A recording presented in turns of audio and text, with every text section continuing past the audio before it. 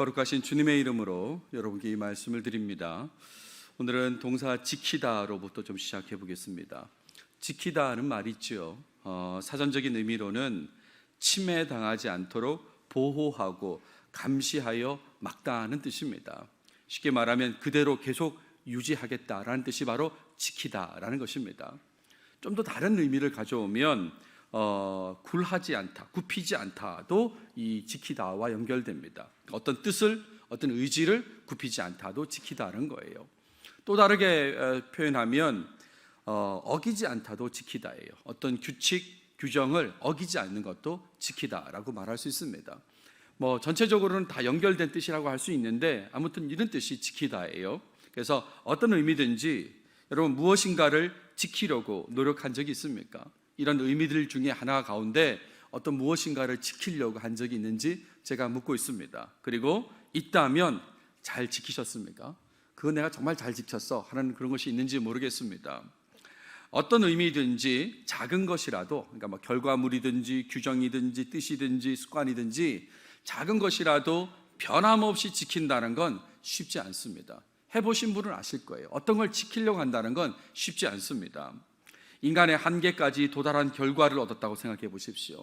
더 이상 얻을 수는 없어요. 한계까지 도달했어 라고 한다면 정상에 올랐으니까 내려오는 것밖에 없지 않습니까? 그러니까 내려오지 않고 계속해서 그 정상을 유지하려고 지키려고 애쓰는 건 정말 힘든 거지 않겠어요?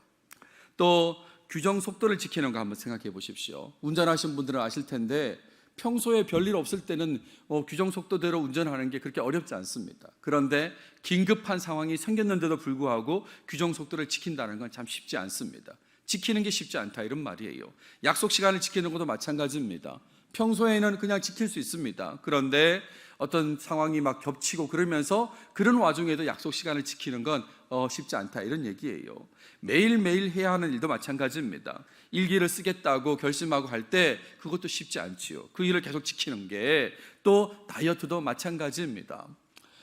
제가 가끔 비누 얘기를 했습니다. 저는 어릴 적에 어떤 설교를 듣고 환경을 오염하지 않아야 된다는 그런 설교를 듣고 그때부터 비누만 썼습니다. 몸을 씻는데 계속 비누만 사용하는 거예요. 근데 제가 이걸 아무리 제가 원칙으로 고수하려고 해도 흐트러질 때가 있습니다. 예를 들면 외부의 어떤 숙소를 사용할 때 그 숙소는 아예 비누를 두지 않을 때가 있어요. 그냥 바디워시나 이런 젤 타입의 어떤 그런 것들이 구비되어 있을 때 그럼 어떡합니까? 몸은 씻어야 되고 그럼 그걸 사용할 수밖에 없죠. 비누를 쓰겠다고 아무리 그렇게 결심을 해도 지키지 못할 때가 있다 이런 말입니다. 제가 드리는 말씀은 작은 거라도 지키는 것은, 변함없이 지키는 것은 쉽지 않다 그 말씀을 드리고 있어요. 특히 어떤 사람을 위험으로부터 항상 보호하는 차원에서 지키는 것은 정말 쉽지 않은 일입니다. 그렇죠? 어떤 사람을 위험에서 보호하는 그 지키는 것을 생각해 보세요. 그건 정말 쉽지 않은 일입니다. 보호 대상자의 움직임 그리고 위험의 수준이 매우 가변적이기 때문에 그런 거죠. 언제 어떻게 될지 모르는데 누군가를 지금 계속해서 위험으로부터 보호해야 된다, 쉽지 않은 일입니다. 우리나라에도 여러 예가 있겠지만 제가 일본에서 예를 하나 가져와 보겠습니다. 작년 7월이었습니다. 총리를 지냈던 아베 신조가 어떻게 됐는지 여러분 잘 알고 계시지 않습니까? 전후 세대 중에 최초의 총리이고 최연소 총리이고 최장수 총리이고 여러 가지 타이틀이 붙었던 사람이지만 위험으로부터 보호받지 못해서 사망하게 됐지 않습니까? 그러니까 정말 쉽지 않다는 거예요. 지킨다는 게 쉽지 않다. 사람을 보호하는 차원에서 사람이 지키는 것은 불완전한 부분이 있다는 것입니다. 근데 하나님께서 지키시는 것은 완벽하다는 거, 오늘 이 말씀을 먼저 드리려고 이 지키다는 얘기를 하는 겁니다.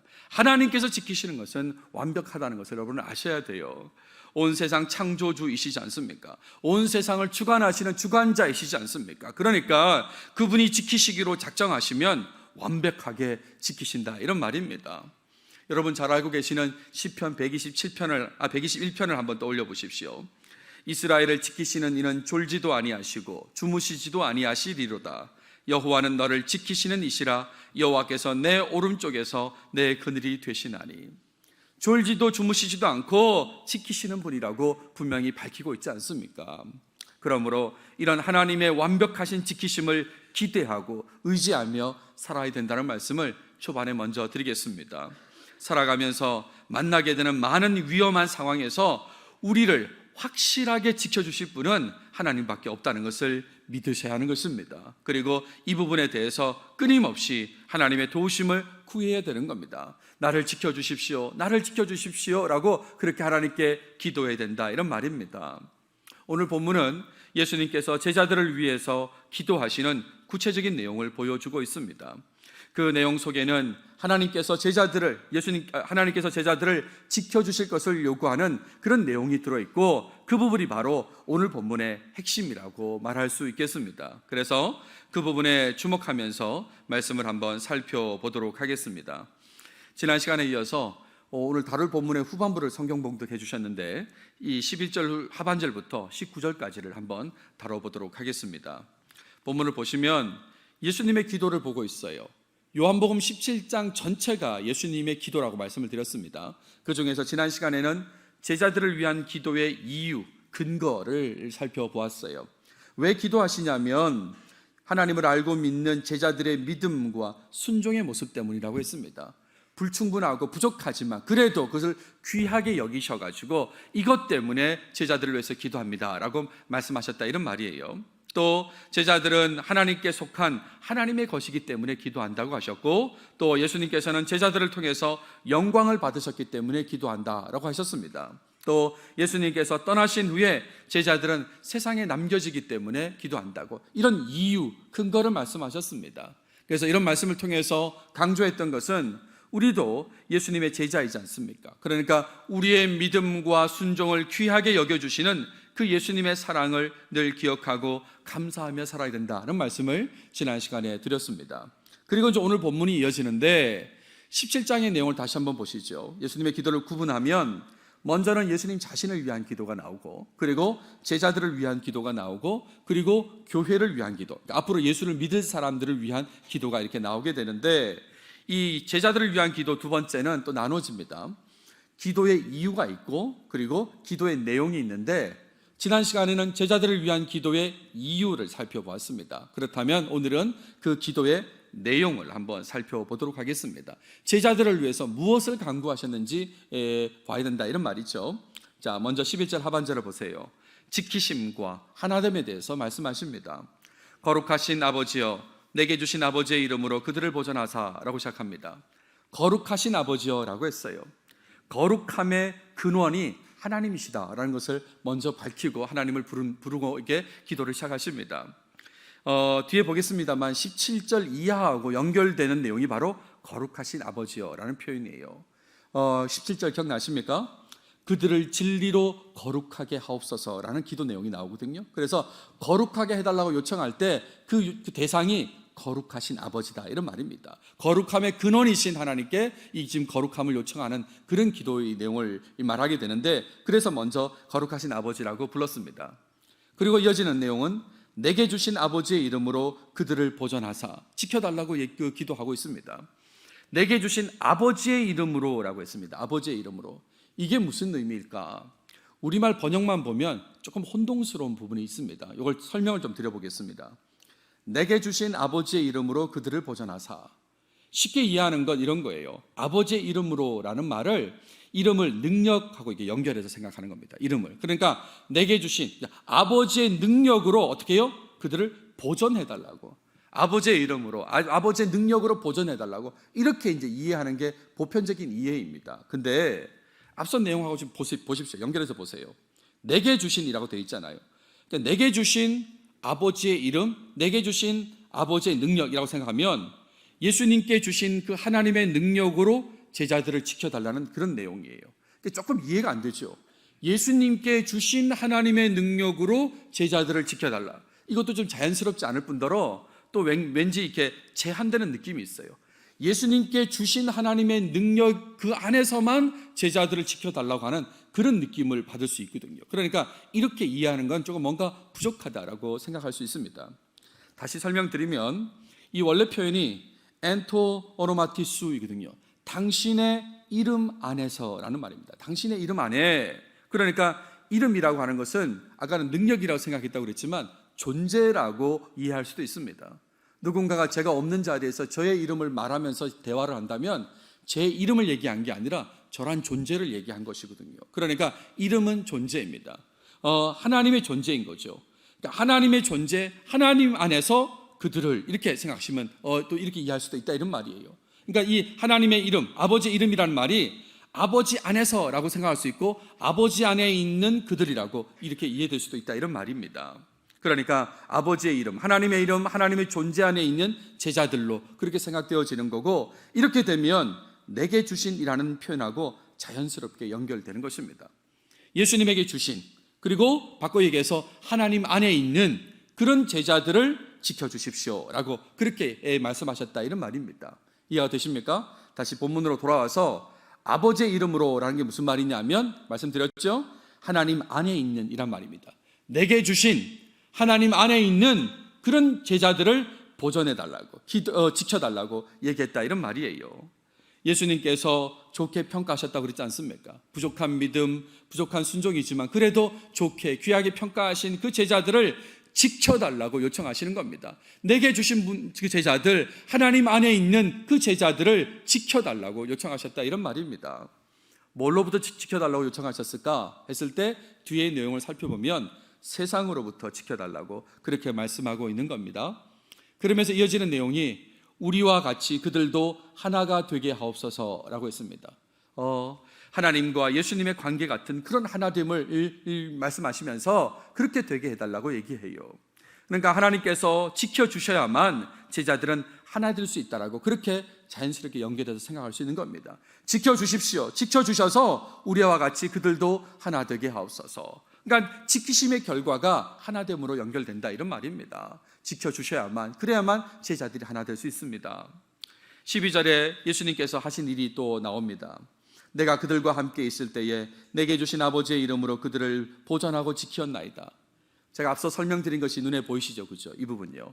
내게 주신 아버지의 이름으로 그들이라고 하는 것입니다. 아버지의 이름이라고 한 표현 제가 말씀드렸잖아요. 그러니까 예수님께 주신 아버지 안에, 하나님 안에 있는 제자들이라는 말입니다. 예수님께 주신 하나님 안에 있는 제자들, 그들을 보존하고 지켰다 그랬습니다. 내가 그들과 함께 있을 때에 그랬다는 거죠. 지금까지 예수님의 사역 중에 그렇게 하셨다는 겁니다. 지금 하나님께 지켜달라고 요청하시고 있는데 그 전에 이 땅에 사역하시는 동안에는 내가 그들과 함께 있을 때 보존하고 지켰습니다 라고 하면서 예수님께서 그게 소임이라는 것을 밝히고 있는 거죠. 내가 그렇게 했습니다. 그러니까 이제는 하나님께서 그들을 지켜주십시오, 하나님 안에 있는 그들을 지켜주십시오 라고 한다 이런 말이에요. 그 중에 하나도 멸망하지 않고 지켰다라고 했습니다. 자, 이렇게 얘기하면 바로 나오는 질문이 가룟 유다는 어떻게 된 건가? 하나도 멸망하지 않았다고 했는데 가룟 유다는 예외가 아닐까 했을 때 진짜 예외라고 생각하셔야 되는 겁니다. 예외입니다. 예외.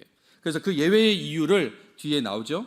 멸망의 자식이라는 거예요. 그러니까 아예 멸망의 자식이기 때문에 여기는 카운트하지 않는다 그런 뜻입니다. 또 성경을 응하게 하려 함이라 그랬습니다. 무슨 말입니까? 이미 예언된 것이라는 거죠. 그러니까 유다가 멸망의 자식으로 카운트돼서 버려지는 것은 예언을 성취한 것이다. 그러니까 하나도 멸망하지 않았다는 것에는 들어가지 않는 것입니다. 13장 18절을 보세요. 그러나 내 떡을 먹는 자가 내게 발꿈치를 들었다 한 성경을 응하게 하려는 것이니라. 그러니까 유다는 말씀을 응하게 하는 그런 존재였다라는 것입니다. 그러니까 거기는 예외이고, 예외를 제외하고 나면 그러면 하나도 멸망하지 않게 예수님께서도 지키셨다고요. 그러니까 이제는 떠나시면서 하나님께 지켜달라고 부탁하고 있는 것입니다. 13절에 기쁨에 대한 얘기를 합니다. 지금 내가 아버지께로 가오니 라고 했어요. 십자가와 부활의 때가 정말 임박했다는 것을 알 수 있습니다. 그러면서 내가 세상에서 이 말을 하옵는 것은, 여기서 말하는 이 말이라고 하는 것은 기도의 내용이죠. 그죠? 그리고 좀 더 넓게 얘기하면 13장부터 언급하신 고별사의 전체 내용인 것입니다. 이 말을 하는 이유가 뭐냐면 내 기쁨을, 예수님이 가지신 기쁨을 그들 안에, 제자들 안에 충만히 가지게 하려 함이니이다 라고 했습니다. 이것도 연결해서 설명을 드리면 하나님께서 제자들을 지켜주십니다. 그러면 제자들은 하나님의 사랑 안에 거하면서 하나가 됩니다. 지켜주실 때 하나가 됩니다. 그리고 또 지켜주시니까 제자들은 말씀에 순종하게 되고 말씀에 순종하면서 기쁨을 누리게 된다, 이런 말입니다. 예수님께서 가지신 그 기쁨, 누리신 그 기쁨 같은 기쁨을 누리게 된다, 이런 말이에요. 다 지켜주심으로부터 출발해서 하나됨도 누리고 기쁨도 누리게 된다, 그 얘기를 합니다. 14절에 보시면 세상이 미워하는 얘기를 합니다. 내가 아버지의 말씀을 그들에게 주었사오매. 예수님께서 하나님 말씀을 받아서 제자들에게 주었습니다. 이 말은 무슨 말이냐면 제자들은 그 말씀에 순종했다는 말이고, 그 말은 하나님께 속한 사람들이 되었다, 이런 얘기입니다. 예수님께서 말씀을 전해주셨을 때 제자들은 그걸 받고 순종해서 그래서 영생을 얻는 자, 하나님께 속한 자가 되었다, 이런 말이에요. 그 얘기가 밑에 나옵니다. 이는 내가 세상에 속하지 아니함 같이 그들도 세상에 속하지 않았다. 하나님께 속했으니까 세상에 속하지 않았다. 이 같은 얘기로 이렇게 연결되는 겁니다. 그러니까 어떻다는 겁니까? 그래서 세상이 그들을 미워한다, 이런 말입니다. 세상이 미워한다고, 세상이 그들을 핍박한다고, 그 얘기인 것입니다. 그래서 15절 16절에는 다시 한번 앞서 얘기했던 내용을 반복해서 간구합니다. 보세요. 내가 비옵는 것은, 예수님께서 기도하는 내용이 뭐냐면, 제자들을 위해서 기도하는 내용이 뭐냐면 그들을 세상에서 데려가시기를 위함이 아니오라고 했습니다. 지금 세상이 미워하니까 이 제자들을 데려가십시오, 이런 내용이 아니고 뭐라고 기도하십니까? 보존하시기를 위함이니이다 라고 했죠.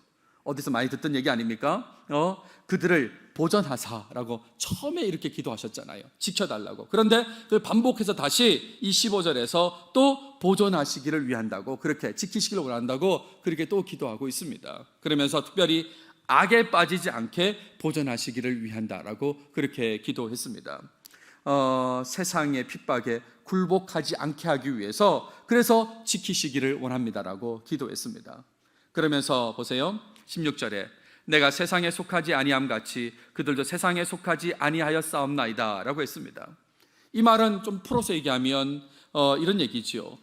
예수님께서 말씀을 주셨고 제자들은 말씀에 순종했고 믿고 영생을 얻었고 하나님께 속했다라고는 그 얘기인데, 사실 이 내용은 앞서서 나왔지 않습니까? 이는 내가 세상에 속하지 아니함 같이 그들도 세상에 속하지 아니함으로 인함이니이다라고 똑같은 내용이 나왔었습니다. 한 번 더 반복하시면서 간구하신다, 이런 말이죠. 지켜달라고 그렇게 간구하는 겁니다. 그러면서 아까 성경 봉독했던 17절 이하의 내용이 나오는데 거룩함에 대한 얘기입니다. 그들을 진리로 거룩하게 하옵소서. 거룩하게 하옵소서.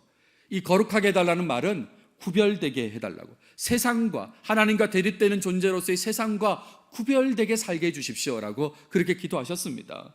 어떻게 해요? 진리로 구별되게 살게 해달라고. 이 진리를 또 설명하세요. 아버지의 말씀은 진리십니다. 그러니까 아버지의 말씀을 따라서 거룩하게 구별되게 살게 해주십시오라고 예수님께서 그렇게 기도하십니다. 예수님을 통해서 전해진 하나님의 말씀, 그 말씀이 진리니까 그 말씀에 따라서 이렇게 거룩하게 살게 해달라고 했어요. 여러분, 예수님의 행동, 예수님의 말씀을 통해서 하나님의 말씀이 제자들에게 전해졌습니다. 그러니까 예수님의 삶 전체, 예수님 자체가 진리라고 할 수 있는 거죠. 그렇지 않습니까? 그래서 예수님께서 말씀하셨습니다. 에고 에이미 하면서 내가 곧 길이요 진리요라고 하지 않습니까? 그죠? 내가 진리라고 말씀하신 것은 예수님의 삶, 행동과 말씀을 통해서 하나님 말씀이 전해졌다, 이런 말입니다. 예수님께서 떠나신 후에 세상의 핍박 속에서도 말씀에 순종하면서 구별되게 사는 것을 간구하셨습니다. 제자들이 내가 떠나도 구별되게 살게 해달라고 그렇게 기도하셨습니다. 어떻게 시작하면서요? 거룩하신 아버지요 라고 하면서 거룩하게 해달라고 그렇게 기도하셨다, 이런 말입니다. 18절에 파송에 대한 얘기가 나와요. 아버지께서 나를 세상에 보내신 것 같이 하나님께서 예수님을 세상에 보냈습니다. 구별해서 보내셨습니다. 성육신은 세상과 다르게 구별해서 보내셨다 할 수 있는 거지 않습니까?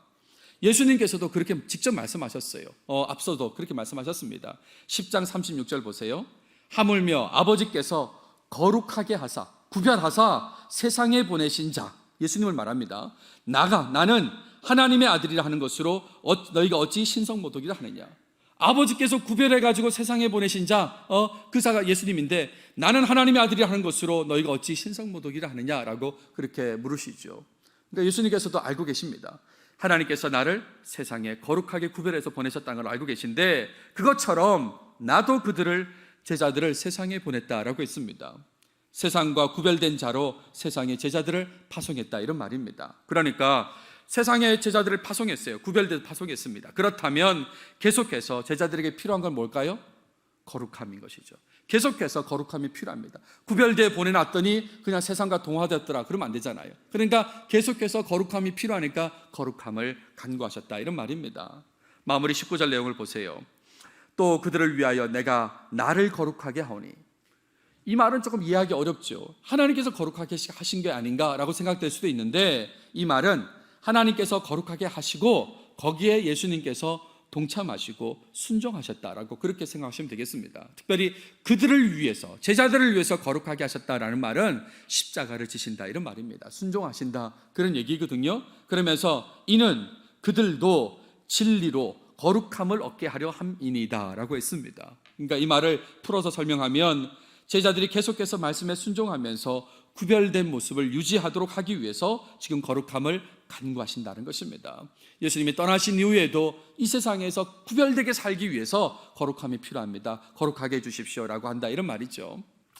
오늘 내용을 정리해 보겠습니다. 제자들을 위한 구체적인 기도의 내용이었는데, 일단은 세상으로부터 제자들을 지켜달라고 요청하시는 내용입니다. 또 하나님께서 지키실 때에 하나 되고 기쁨을 누리게 된다라고 됐습니다. 또한 거룩하게 해달라고도 요청하셨어요. 그러면서 세상의 핍박 속에서 구별된 모습이 필요하다고, 그러니까 거룩함이 필요하다고 거룩하게 해달라고 요청하셨다 이런 말이잖아요. 이게 오늘 본문의 내용이에요. 제자들을 사랑하신 예수님께서 그들을 위해 하나님께 간구하신 내용, 그 내용은 한마디로 말하면 제자들을 지켜달라는 얘기입니다. 긴 내용, 여러 가지 내용, 반복된 내용이 있지만 한마디로 말하면 하나님, 나 떠나는데 제자들을 지켜주십시오. 제자들을 지켜주십시오. 이렇게 기도하신 겁니다. 예수님의 말씀을 믿고 순종할 때, 물론 충분하지 않다고 했습니다. 하지만 예수님께서는 귀하게 여겼다고 했습니다. 근데 믿고 순종할 때 세상에 속하지 않은 이유 때문에, 하나님께 속했다는 이유로 세상의 핍박을 받게 된다라고 말씀드렸습니다. 그래서 예수님께서는 이것을 걱정하셨습니다.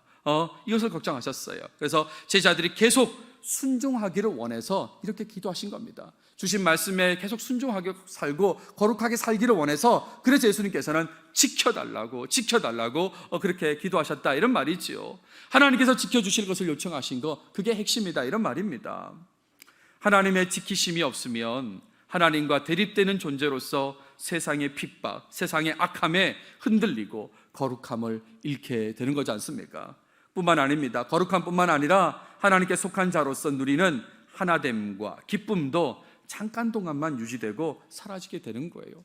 저는 지금 기쁩니다. 저는 제 아는 사람들과 하나됨을 누리고 있습니다 라고 해도 하나님께서 지켜주지 않으시면 그 하나됨, 그 기쁨은 곧 사라지게 된다 이런 말입니다. 그러니까 세상 속에서 제자들에게 가장 필요한 것은 하나님의 지키심이라는 겁니다. 그래서 예수님께서는 이 기도를 하시는 거예요. 이런 기도의 이유, 근거를 대시면서 기도한 내용의 핵심은 제자들을 지켜주십시오, 제자들을 지켜주십시오 라고 했다 이런 말입니다. 그래서 오늘 적용점으로 말씀드리고 싶은 건 이겁니다. 예수님께서 제자들을 위해서 기도하신 내용을 현재의 제자로 살아가는 우리도 기도해야 된다 이런 말입니다. 예수님께서 그게 정말 필요하다고 기도하셨지 않습니까? 제자에게. 그러니까 우리는 제자니까 우리도 그 내용이 필요하다고 하나님께 기도해야 된다 이런 말입니다. 다른 어떤 기도의 내용보다 많이, 그리고 자주 하나님의 지키심을 구하고 또 구해야 되는 겁니다. 하나님 지켜주십시오, 하나님 지켜주십시오라고 또 기도하고 또 기도해야 된다 이런 말이에요. 하나님께서 지켜주지 않으실 때에 쉽게 무너지는 자신을 한번 생각해 보십시오. 그렇다면 더욱 간절하게 구해야 된다 이런 말입니다. 하나님의 지키심이 없으면 우리는 무너지게 되어 있거든요. 그런데 하나님의 지키심보다 자신의 필요를 우선순위에 두고 구하는 사람이 많습니다. 하나님의 지키심 알고는 있는데 그거보다는 당장 눈에 보이는 필요를 우선순위에 두고 기도하는 사람이 많다 이런 말이에요. 건강과 가족, 경제, 학업, 직장 등이 우선이라고 생각하고 그것과 관련된 필요를 기도하는 경우가 많다 이런 말입니다. 그런데 여러분, 이 모든 필요를 채우는 것에 대해서 하나님께서 지켜주지 않으시면 아무 소용이 없다는 것을 기억하셔야 되는 거예요. 아무리 내가 그게 필요하고 갈급하고 해서 기도하고 그래서 얻었다 하더라도 궁극적으로는 하나님께서 지켜주지 않으시면 아무 소용이 없다. 그걸 꼭 기억하시기 바랍니다. 그래서 시편 기자는 이렇게 노래했지 않습니까? 여러분 잘 알고 계시는 시편 127편을 보세요. 여호와께서 집을 세우지 아니하시면 세우는 자의 수고가 헛되며 여호와께서 성을 지키지 아니하시면 파수꾼의 깨어있음이 헛되도다. 너희가 일찍이 일어나고 늦게 누우며 수고의 떡을 먹음이 헛되도다. 무슨 의미인지 다 아시지 않습니까? 하나님께서 지키고 도와주지 않으시면 아무 소용이 없다는 것입니다. 아무 소용이 없어요. 그러니까 궁극적으로 필요한 건 하나님의 지키심, 도와주십니다, 이런 말입니다. 특히 하나님과 대립되는 존재로서 세상의 미움을 받는다면 그러면 그 미움을 견디면서 오히려 더 순종하고 거룩하게 살려면 절대적으로 하나님의 지키심이 필요하다는 말씀을 드립니다. 평소에도 지킴이 필요하지만 세상의 미움을 받을 때는 더욱더 거룩함을 유지하기 위해서 하나님의 지키심이 필요한 거죠. 이렇게 말씀드렸는데도 불구하고 아직까지 나는 괜찮다고 혹시 생각하시는 분 있습니까? 아직 나는 괜찮은 것 같습니다. 그렇게까지 지키심이 간절하지는 않습니다. 그냥 기쁘고 그냥 평소에 이렇게 잘 살고 있습니다 라고 하신다면 사도 바울의 말을 좀 주목해 보십시오. 사도 바울은 이렇게 얘기했습니다. 그런즉 선줄로 생각하는 자는 넘어질까 조심하라. 조심하셔야 됩니다. 하나님께서 지켜주지 않으시면 언제 어려움을 겪을지 모른다, 이런 말이에요. 사도 베드로도 이렇게 얘기했습니다. 그러므로 사랑하는 자들아, 너희가 이것을 미리 알았은즉 무법한 자들의 미혹에 이끌려 너희가 굳센 데서 떨어질까 삼가라. 그러니까요, 계속 반복된 내용이잖아요. 하나님께서 지켜주지 않으시면 언제 어려움을 당할지 모른다는 걸 기억하시기 바랍니다. 한번 제가 말씀드린 것 같은데 블랙 프라이데이 얘기 좀 해보겠습니다. 우리는 이제 추수감사주일 하면 11월 셋째 주일 이렇게 알고 있지만 미국에서 추수감사절 그 날은 공휴일이죠. 그래서 11월 네 번째 목요일이 공휴일입니다. 그날이 땡스기빙 데이죠. 그날이요. 그래서 그날 다음 날 블랙 프라이데이 행사를 하게 됩니다. 대개는 이제 지금은 온라인 행사도 많이 하는데 제가 있을 때는 이제 오프라인 행사였고 그 매장마다 새벽 5시 정도부터 이제 오픈해서 블랙 프라이데이 행사를 합니다. 그래서 다 그 전날 목요일 오후 2시부터 줄을 서게 되는 거예요. 그러니까 공휴일을 공휴일답게 누리지 못하고 좋은 물건을 싸게 산다는 마음으로 이제 그 매장에 줄을 서게 되는 겁니다. 그러면 이제 추워지잖아요, 밤이 되면. 그래서 어떻게 하냐면 침낭을 가지고 침낭을 이렇게 잠근 채로 서 있는 겁니다. 이렇게 해서 이제 보내기도 하고 어떤 사람은 뭐 텐트를 가져오기도 하고 그래요. 앞뒤 사람을 계속 확인해야 됩니다. 내가 네 앞에 사람이다, 내가 네 뒤에 사람이다, 계속 확인하면서 서로가 서로의 줄을 확인해 줘야 됩니다. 그리고 5시 가까이 되면 상황이 험악해지고 그러면 이제 경찰까지 출동하게 되는 그런 상황이 되거든요. 인기가 많고 한정된 수량의 물건은 번호표를 꼭 받게 됩니다. 그런 거죠. 사람들이 누구나 사고 싶어하는, 싸게 사고 싶어하는 그 인기 많은 물건들은 이렇게 수량이 한정되어 있으니까 번호표를 나눠주게 돼요.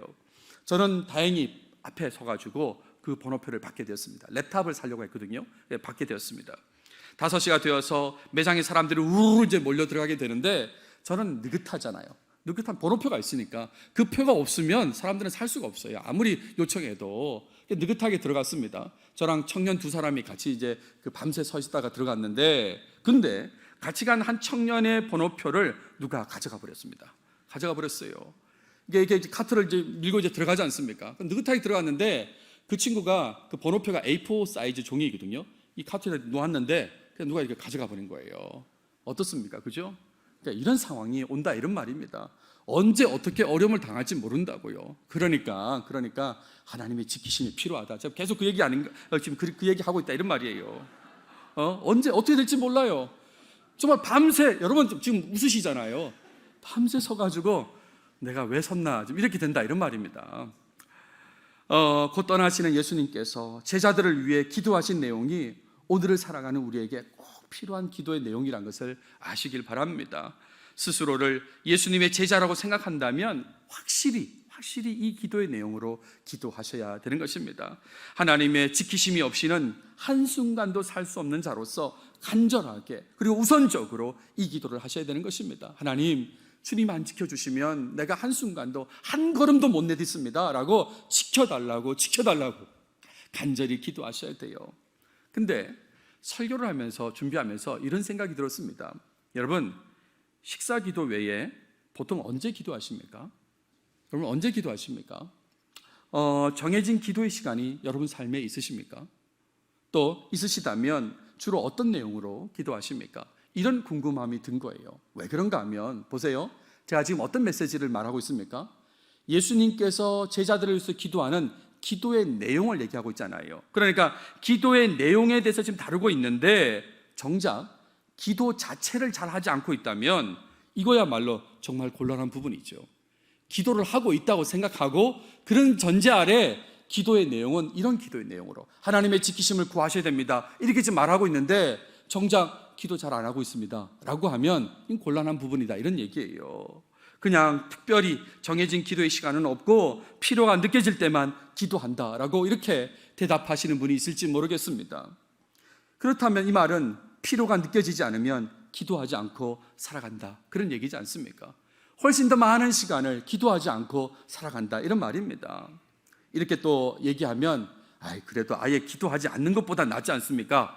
라고 이렇게 반문할 사람이 있을지 모르겠습니다만 이런 반문은 저한테는 어떻게 들리냐면 자더라도 교회에 와서 예배 시간에 자는 게 낫지 않냐, 이런 말과 비슷하게 저한테는 들립니다.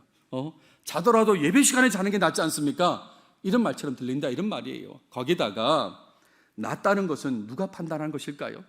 그게 더 낫다, 아예 그보다 이게 낫다라고 하는 것은 누가 판단하는 것일까? 저한테 드는 안타까움은 이런 겁니다. 세상, 사탄의 공격을 너무 느슨하게 생각하는 것은 아닌가? 어느 순간에 하나님의 도우심이 없고 지키심이 없으면 우리는 넘어질 수 있는데, 어려움을 겪을 수 있는데 이걸 너무 안이하게 느슨하게 생각하는 건 아닌가라는 생각을 하게 되었습니다. 제가 가지고 있는 책 중에 하나 소개한 것이 있어요. 한국 기독교 분석 리포트라는 책인데 이 리포트를 보면 그 가운데 개신교인의 기도 시간에 대한 통계를 소개하고 있습니다. 그래프를 바로 보여드리면 이렇습니다. 개신교인 중에 보세요, 28.5%는 기도를 하지 않습니다. 거의 30%가 기도를 하지 않는다, 이런 말입니다.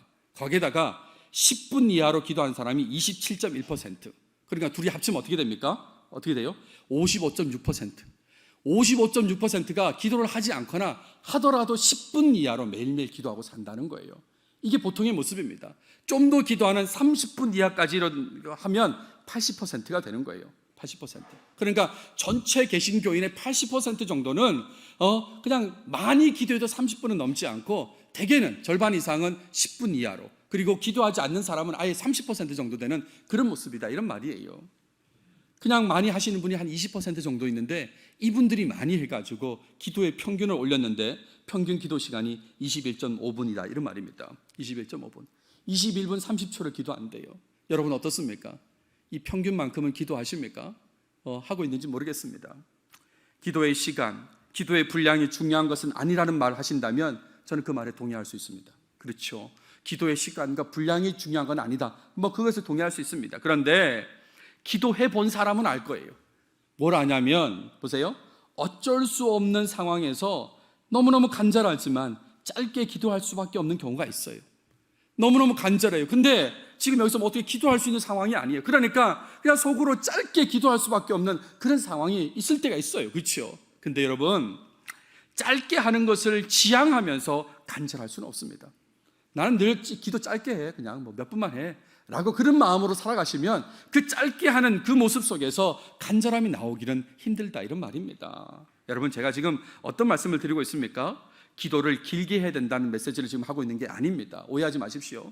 길게 하면 좋지만 길게 해야 됩니다, 시간이 중요합니다, 지금 그 얘기가 아니라 여러분, 간절하게 기도해야 된다, 이게 핵심입니다. 간절하게 하셔야 됩니다. 무엇보다 하나님의 지키심을 간절하게 구하셔야 되는 것입니다. 주님 안 지켜주시면 곤란합니다, 지켜주십시오라고 간절하게 늘 기도하셔야 된다, 이런 말이에요. 하나님께서 지켜주지 않으시면 세상 속에서 더욱 힘들게 되고 거룩함, 하나됨, 기쁨도 다 잃게 된다는 거, 그걸 기억하시면서 간절하게 구해야 된다, 이런 말입니다.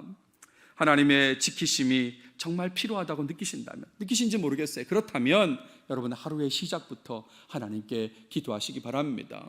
오늘 시작할 때 어떻게 시작하셨습니까? 여러분, 하루의 시작부터 하나님 나를 지켜주십시오, 오늘도 나를 지켜달라고 그렇게 간절하게 기도하고 하루를 시작하시면 좋겠다, 이런 말입니다.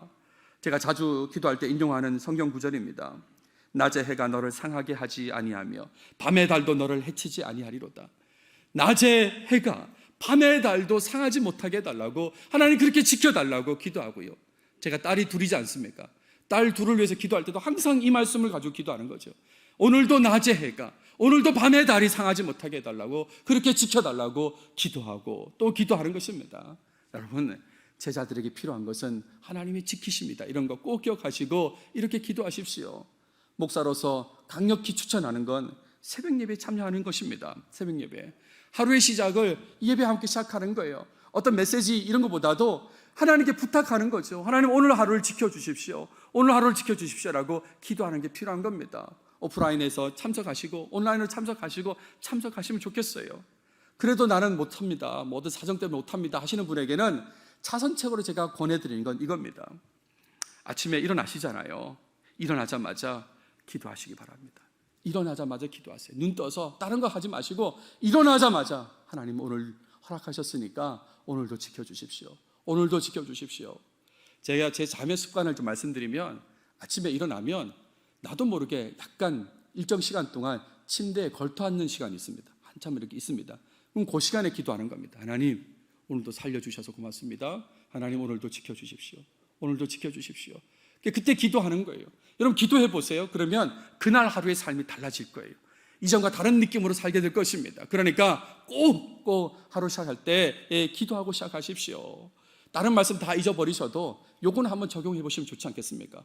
아침에 앞으로 내가 눈 뜨자마자 꼭 이 기도부터 한다. 하나님, 오늘도 지켜주십시오. 오늘도 지켜주십시오.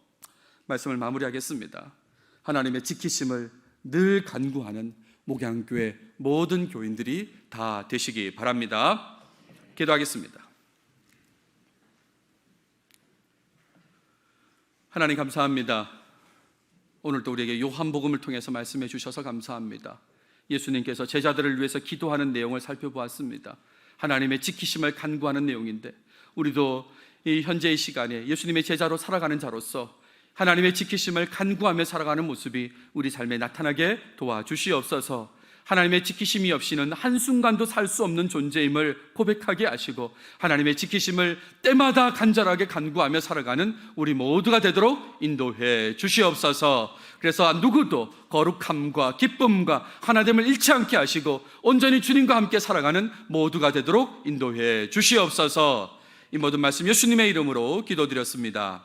아멘.